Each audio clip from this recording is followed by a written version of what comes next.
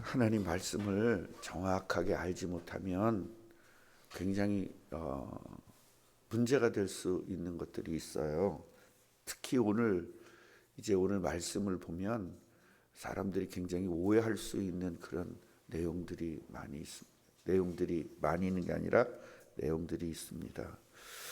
자, 우리가 이 아사랴 이 왕은요, 우시야 왕이에요. 우시야 왕 이름이 이제 아사랴, 이 아사랴라는 이름도 있고 우시야라는 사람 이름이 있습니다. 그러니까 성경을 이거를 모르고 읽으면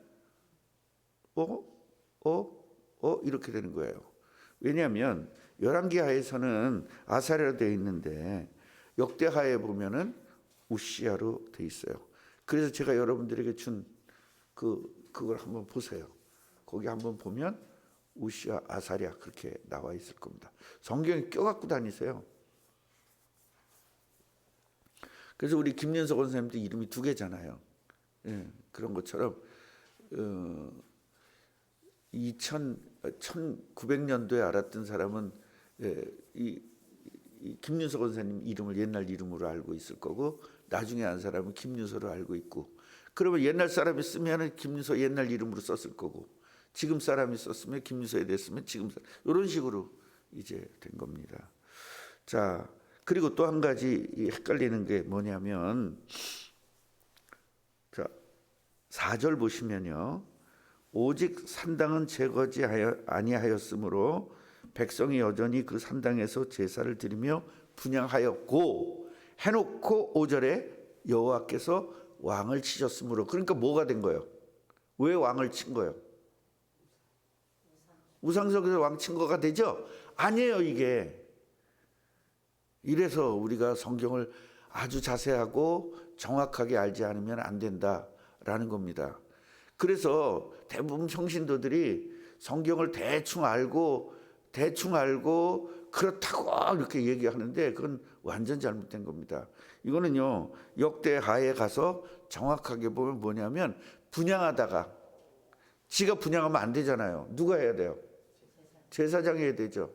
그러니까요, 하나님의 종, 쉽게 말하면 하나님의 종의 자리에 넘보고 월권하다가 문둥병 걸린 겁니다.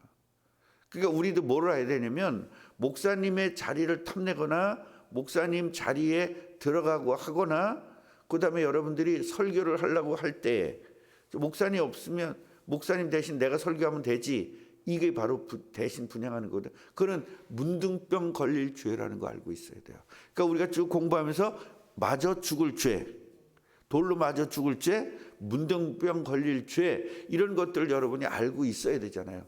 지금 시대에 뭐 문둥병이 이렇게 팍팍 걸리는 건 아니지만, 하나님의 그 문둥병 대신 문둥병 같은 저주가 우리에게 오는 거예요. 죽음 대신 죽음 같은 저주가 우리에게 오는 거예요. 그러니까 정확하게 알고 신앙생활을 하지 않으면 안 된다라는 겁니다. 자, 이제는 저를 보시고 설교를 들으셔야 됩니다. 이 아사랴는 아버지 아마샤 왕을 따라서. 그럼 아마샤가 어떻게 했어요? 아마샤가 잘했죠? 처음에는. 나중에는 산당 제거하지 않았죠. 결국은 그것 때문에 고통을 받았죠. 아들이 똑같아요. 그걸 무슨 문제? 영적 문제, 영적 대물림이라고 그랬잖아요. 자, 그러니까 16살에 이 사람이 왕이 돼가지고요. 그러니까 아버지가 어떻게 해요? 살해당한 거잖아요. 비참하게 죽었죠. 그래서 16살에 왕이 됐는데, 이 왕이 되고서 52년 동안 통치를 했습니다. 그러니까 오래 했다는 것은 뭐예요? 바르게 했다는 거잖아요. 바르게 했다는 거죠. 그래서 이 사람이 그 여호와 보시기에 굉장히 정직하게 행했다는 거야, 모든 거를. 근데 뭐는 해가지 않아요? 산당은 없애지 못했어요. 그러니까 백성들이 산당에서 계속 제사를 지내니까 결국 백성들이 우상을 섬길 수 있도록 단초를 제공했다 이 말입니다. 좀 여러분들에게 제가 그전에 그런 말을 많이 했어요. 나 만난 거 감사해라. 그럼 제가 무슨 대단하거나 훌륭해서가 아니라 정말 바르게 하니까. 나는 성도들이요 삐지어서 교회를 떠나더라도 바로 가르쳤잖아요. 그러면 안 돼. 그렇게 하면 안 돼. 이걸 정확하게 가르쳤잖아요. 그러니까 그거 싫다고 가는 거예요. 다른 교회는 그렇게 안 하거든요. 다른 교회는요 잘났다. 여러분 지금 다른 교회 가보세요. 요새 전도도 안 된다는데 한번 가보세요. 그냥 무슨 왕 대접하듯이 대접할 겁니다. 그리고 우리는 교회는요 대접받으러 가는 곳이 아닙니다. 교회는요 구원의 축복을 누리기 위해서, 공동체가 구원의 축복을 누리면서 세계복음화 때문에 교회가 필요한 겁니다. 우리는 목적이 세계복음화 아니면 교회의 존재성은 필요가 없는 거예요. 그래서 우리가 이 부분을 정확하게 하고, 저는 세계복음화를 제자들을 자꾸 키워내고, 세계복음화를 지금 하느냐 안 하느냐가 중요한 것이 아니라 우리 교회의 초점이 세계복음화라는 거예요. 그걸 위해서 준비를 하는 거예요. 사람을 준비하고 모든 것들을 준비하는 겁니다. 지금 우리는 교회당을 준비하고 있는 과정이잖아요. 이 교회당이 준비가 되고 우리가 봉헌이 되고 그 다음에 사람들이 몰려오고 그 사람들을 계속 교육시키고 그렇게 하면서 세계복음화 할 수 있는 그런 시스템을 만들어 나가는 것입니다. 우리 교회에서 자란 저를 배신하고 간 사람 다 포함해서 이 교역자가 된 사람이 8명입니다. 그러니까 나가서 저를 배신하고 나갔든 뭘 했든 우리 교회는요 그 사람들 머릿속에는 세계복음화라는 게 있겠어요 없겠어요? 어쨌든 있을 겁니다. 그럼 나중에 세계복음화하면 되는 거거든요. 배신 당했다 배신 안 당했다 그게 중요한 게 아니라 세계복음화 할 수 있는 사람들을 키워내고, 또 우리 꿈나무 교회 성도들 어린이들도 다 세계복음화라는 개념이 서 있어요. 하든 안 하든 그거 된 거거든요. 그럼 나중에 어떤 목사님이 오셔가지고 세계복음화라는 개념만 이해되면 그 다음부터는 굉장히 확 퍼지는 것입니다. 그래서 이 이스라엘 백성의 왕이 해야 될 일은 그리스도가 올 때까지 이 민족을 하나님 말씀으로 무장을 시키는 것이 왕이 할 일이에요. 왕에게 왜 권력을 줬냐면 이 권력을 이용해서 바로 하나님의 질서가 무너지지 않도록 하는 겁니다. 그리고 제사장과 선지자를 통해서 말씀이 유지되는 거예요. 그래서 이스라엘 백성 시스템이 이 영적 시스템이 유지시킬 수 있는 것은 권력자인 왕을 통해서 유지시키는 거예요. 그래서 이스라엘의 왕은요 세상의 왕하고는 달라요. 세상의 왕은 나라라는 권력을 유지시키는 거예요. 그 나라는 영토, 그 다음에 사람, 세 가지가 있어야 되잖아요. 국가가 되기 위해서는요 영토가 있어야 되고 사람이 있어야 되고 법이 있어야 된단 말이에요. 그게 바로 국가거든요. 그래서 그것을 유지시키기 위한 권력을 국민들이 주는 겁니다. 너한테 권력을 줄 테니까 너는 이 나라를 좀 잘 이 땅을 해. 그런데 정치인들이요 우리나라를 보호하기보다는 이 나라를 자꾸 중국에 팔아넘기려고 그러잖아요. 여러분 지금 자, 우리 전 장로님이 국가가 지금 예산이 적어가지고 잘렸어. 잘리면 얼마를 주냐면요. 얼마씩 주죠 요새 한 달에? 얼마 받으셨어요, 권사님? 160만 원 정도 나오죠? 우리 160만 원 정도 나와요. 그런데요, 외국인은요, 중국 사람은요, 300만 원 이상이 나와요. 왜 그럴까요? 그 문재인이가 그렇게 팔아먹은 거예요, 나라를. 그래 중국인들이 와장창 들어와가지고 이 사람들에게 전부 다 특례법에 의해서 그냥 바로바로 주민등록증 주고 바로바로 선거권 주고. 여러분 우리나라가 미국 가면요 30년을 살아야 선거권도 못 받아. 영주권밖에 못 받아. 영주권은 선거권이 없어요. 그 정도로 나라를 팔아먹은 거, 이거는요 대통령이 아니거든요. 국민들이 권력을 준 건 지키라는 거예요. 우리나라 국민을 지키고 영토를 지키라는 거예요. 그리고 법을 지키라는 겁니다. 그런데요 이스라엘의 왕은요 뭐를 지키는 거냐? 하나님의 말씀을 유지시키는 거예요. 요걸 지키는 거예요. 그리고 그리스도가 와야 될 땅을 유지시키는 거예요. 세상의 왕은 백성들이 살 땅을 유지시키는 거지만 이스라엘의 왕은 그리스도가 와야 될 땅을 유지시키는 거예요. 이것이 굉장히 중요한 부분입니다. 그래서 우리가 알아야 될 것은 뭐냐면 이스라엘의 왕의 개념을 이해해야만 나를 왕으로 세우셨으니까 내가 무엇을 해야 되는지를 알아야 되죠.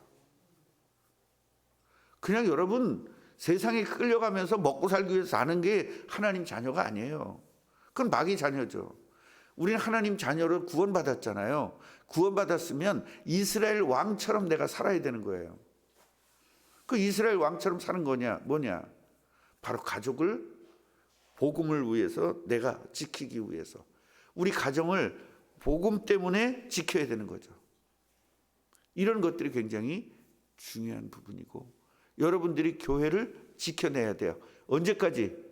예수님 재림할 때까지. 그러니까 이스라엘 백성들은요 예수님의 초림을 준비하는 거지만 지금 시대의 왕은 예수님의 재림을 준비하는 거란 말이에요. 이 부분을 명확하게 알고 나의 정체성을 알아야만 쓸데없는 짓을 안 하고 사는 겁니다. 그러니까 먹고 사는 거에다 초점을 맞추니까 죽도록 고통당하고 사는 거예요. 죽도록. 하나님께서 먹는 걸 책임져 준다고 믿는다면 내가 고생할 필요가 없고 하나님이 고생하는 거죠. 그리고 우리는 직업을 갖되 하나님의 뜻을 위한 직업을 갖는 거죠. 나를 위한 직업이 아니라 하나님을 위한 직업으로 바뀌어져야 그때서부터 하나님이 역사하기 시작하는 거거든요. 그런데 되게 웃기는 게 뭐냐면 다윗은 되고 싶은데 다윗의 신앙은 안 배워. 그런 것처럼 말씀대로 하나님께서 나를 보호해주고 나를 지켜주기를 바래. 그런데 지켜줘야 될 개념으로는 안 살아. 하나님이 나를 지켜주기를 바란다면 내가 하나님이 지켜주는 그 속성으로 들어가야죠. 그게 뭐예요? 전도와 선교죠. 그러니까 내가 직업도 뭐 때문에? 전도와 선교 때문에. 가정도 뭐예요? 전도와 선교 때문에 필요한 가정. 그런데 그 가정이 나를 중심으로 한 나를 위한 가정이 돼버리잖아요. 인간적 가정이 되니까 절대 그 사람은 하나님의 인도와 축복을 받을 수가 없는 겁니다. 내 새끼니까 내가 이뻐하고 내 가족이니까 내가 하고 이러면 세상 사람과 다를 게 뭐가 있어요? 우리 가족은 왜 필요한 거예요? 세계복음화 때문에 필요한 거고 하나님 나라 때문에 우리 가족이 필요한 건데 우리 가족이 나 사랑하기 위한 이런 인간적 개념에 세상 사람들하고 똑같은 개념의 가족관을 가지고 있으면 그 사람은 절대로 축복을 받을 수가 없는 거죠. 우리 열왕기 상하를 통하여 이런 것들을 배워나가야 되는 것입니다. 그런데요 이 양반이 너무너무 잘했어요. 굉장히 나라 부강을 시키기 위해서 굉장히 잘했습니다. 우리 역대하를 보면 역대하 26장에 있는데 이분의 말이 너무너무 잘했어요. 그런데요 나중에 교만해져가지고 자기가 전과도 많이 올리고 굉장히 큰 일을 많이 하니까 백성들이 막 좋아했단 말이에요. 그러니까 교만해가지고 분향을 지가 한 거예요. 이래가지고 제사장이 그건 당신이 할 일이 아니다. 그랬더니 왜 내가 못하냐고 화를 냈다가 그 자리에서 그냥 문득병이 된 겁니다.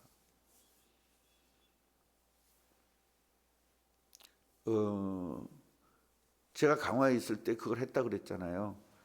그 장로님들을 쭉 조사를 했다 그랬잖아요. 조사해 보니까 목사님을 쫓아내는데 기여했던 사람들은 자식들이 다 망합니다.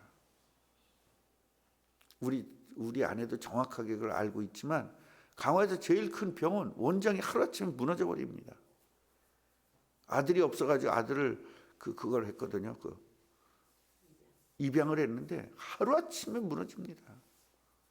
어떤 장로는 같이 가다가 갑자기 그냥 교통사고 나서 죽게 되고, 어떤 장로님은 갑자기 멀쩡한데 눈이 멀은 거예요. 이렇게 되기도 하고. 이게 전부 다 저주거든요. 그러니까 의학적으로는 이게 이래서 저렇다, 망막이 어때서 눈이 멀었다, 의학적으로는 그렇게 말할 수 있지만 그건 의학적인 개념이고요. 우리는 하나님이 친 거예요. 하나님 친 게 아니라 망막이 잘못돼서 그렇다, 망막이 잘못되도록 친 겁니다. 그거를 잘 모르면 안 돼요.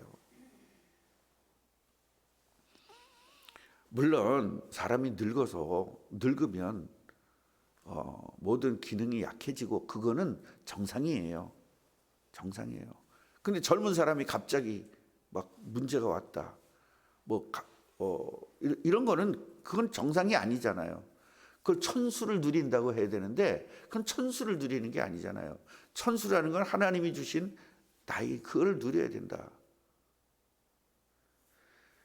이 양반이 거기서 문득병이 걸려가지고 죽을 때까지 문득병으로 사는 겁니다. 얼마나 이 비참하게 살았습니까? 그래서 우리는 깨달아야 될 것이 뭐냐면 영역을 잘 알아야 돼. 나의 영역을. 내가 해야 될 일들을 알아야 되고 그 경계선을 분명히 가져야 됩니다. 하나님이 이 경계선을 굉장히 많이 얘기했어요. 모세가 산에 올라갈 때도 더 이상 너희는 여기까지 오지 마라. 또 제사장과 백성들의 경계선을 분명히 줬어요. 그래서 우리는 경계선을 침범할 때 엄청난 고통이 있음을 알아야 됩니다. 그럼 목사님이 잘못했을 때 우리는 어떻게 해야 돼요? 그것도 따져. 그건 하나님이 하실 일이에요. 여러분들이 바른 신앙만 가지고 있으면 목사님이 불교로 데리고 와도 상관없습니다. 그렇잖아요. 바른 신앙만 가지고 있으면. 왜 목사 핑계를 댑니까? 그건 목사가 저주받을 짓 한 거죠. 그건 목사가 저주받습니다. 여러분들 건드리지 말고요. 손대지 말고 그냥 기도하고 있으면 하나님이 완전히 해결하실 거예요. 영역 침범은 절대 안 된다. 또 성도들은 장로의 자리에 침범하면 안 되고요. 그래서 그런 부분들을 오늘 이 말씀을 통해서 좀 깨닫기를 바랍니다. 기도하겠습니다. 하나님 감사합니다.